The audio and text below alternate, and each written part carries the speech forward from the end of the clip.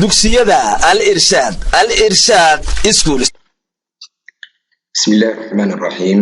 dhammaan waalidiintii iyo ardayda waxaan ku salaamayaa salaanta islaamka. assalaamu calaykum waraxmatullaahi wabarakaatu.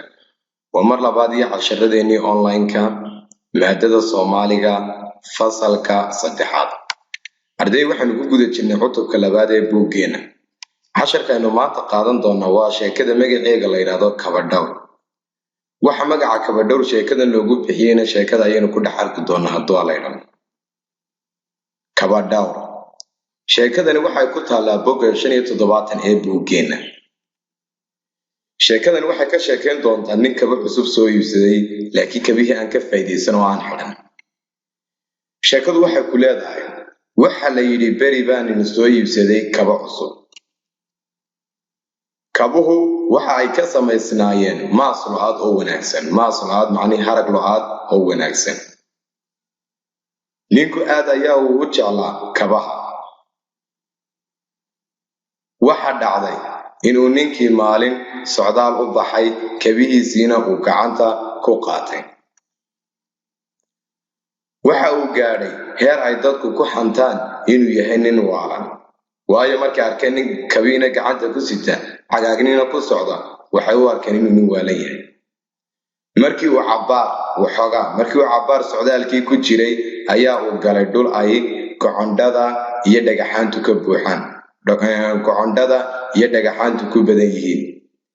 gocondhadu waa geedgaab yaro sida cawska u baxa, xilli roobaadkana soo baxa, lehna qodxa badan. ninkii markii uu arkay in cagihiisii uu dhiig ka socdo ayaa uu go'aan ku gaadhay inuu kaba la'aanta ku sii socdo. markii uu arkay inay cagihiisii dhiigayaan maadaama uu dhex socday qodax, ayaaba haddana ku sii adkaystay inuu ku sii socdo kaba la'aanta. markii uu waxoogaa sii socday ayaa uu geed ku kufay oo uu afka dhulka daray. ciddidiisii suulka ayaa dilaacday, dhiig badan ayaa ka yimid, xanuun daran ayaa qabtay. ninkii oo xanuun la qayliyaya ayaa yidhi jugtan suulkayga dilaacisay. haddii aan kabaha xidhnaan lahaa sow kabaha igama goyseen. walee maanta sadaqad ayaa igu waajibtay, waana lay waafajiyey markii aan kabahayga gacanta ku qaatay. waxa uu leeyahay intaa hadalkan ku sheegay, maanta sadaqad baa igu baxday buu yidhi, maadaamay kabihii ii badbaadeen. isagu wuxuu ka fikirayaa kabihii buu ka fikirayaa, laakiin kamuu fikirin lugtiisii iyo dhiiggii iyo dhibaatadii soo gaadhay.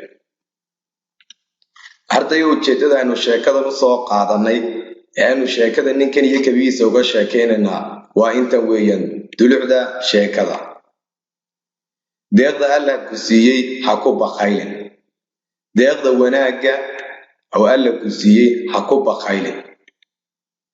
ee naftaadana uga faa'iidee, dadkaagana uga faa'iidee, dalkaagana uga faa'iidee. sababta sheekadani ula baxday kabadhowr waxa weeyaan ninkani kaba ayuu soo iibsaday, laakiin kabaha ugamuu faa'iidaysan sidii loogu talagalay. kabaha waxaa loogu talagalay in la xidho oo qodaxda, dhagaxa iyo bacadkaba kaa celiyaan, laakiin isagu kabiina gacanta ayuu ku qaato, uu dhowrayey, cagaaginna uu ku socday. ugu dambayntiina wuxuu ka dhaxlay dhibaato inay suulkiisii go'o iyo inay cagihiisii wala dhiig noqdaan. ardayow, casharkeennu maanta halkaasuu inoogu joogi doonaa. waxaynanu leenahay inuu ku celinaynaa deeqda iyo wanaagga alla ku siiyey ha ku bakaylin. naftaada ha kala bakaylin, dadka iyo deegaanka aad ku nooshahayna ha kala bakaylin. casharka ayaad akhriyi doontaa hadduu la yidhaahdo, kadibna weydiimahan ayaad kasoo falcelin doontaa. ka falceli weydiimahan soo socda. 1. maxay kabaha ninku ka samaysnaayeen? kabaha ninku waxay ka samaysnaayeen ayaad eegi doontaa hadduu la yidhaahdo. qor qaar ka mida faa'iidooyinka kabaha. kabuhu maxay dadka faa'iido u leeyihiin? ama adiga kabahaagu maxay faa'iido kuu leeyihiin? waxay faa'iido ku leeyihiin baad qori doontaa hadduu alla idhaahdo. 3 maxaad sheekada ka fahantay? sheekada ninkan iyo kabihiisa aynu ka sheekaynayni aduu maxaad ka fahanteed ka qaadatay? 4 qor macnaha ereyada. maas ereyga maas macnihiisu waa maxay? kabahan waxay ka samaysan yihiin maas, ereygan maas macnihiisu waa maxay? gocondo waxa uu galay dhul ay gocondhada iyo dhagaxaantu ku badan yihiin, ereygan gocondo waa maxay macnihiisu? cabaar markii uu cabaar socday, ereyga cabaar macnihiisu waa maxay?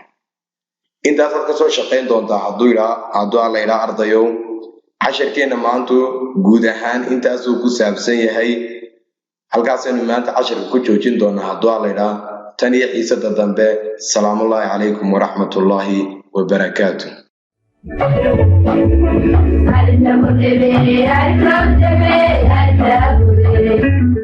dugsiyada al irshaad School